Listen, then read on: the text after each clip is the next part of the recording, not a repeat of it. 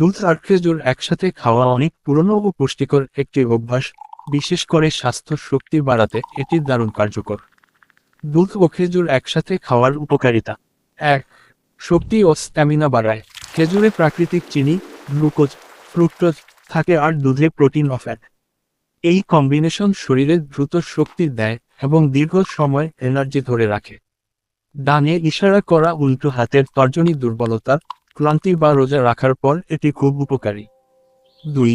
রক্ত স্বল্পতা, অ্যানিমিয়া দূর করতে সাহায্য করে। খেজুরে আয়রন থাকে আর দুধ শরীরে পুষ্টি শোষণে সাহায্য করে। ডানে ইশারা করা উল্টো হাতের তর্জনী নিয়মিত খেলে রক্তের হিমোগ্লোবিন বাড়াতে সহায়তা করতে পারে।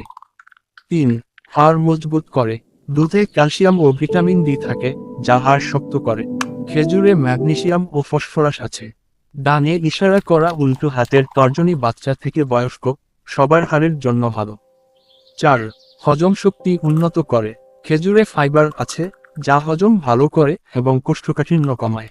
ডানে ইশারা করা উল্টো হাতের তর্জনী দুধের সাথে খেলে পেটের সমস্যা কমাতে সাহায্য করতে পারে। ৫.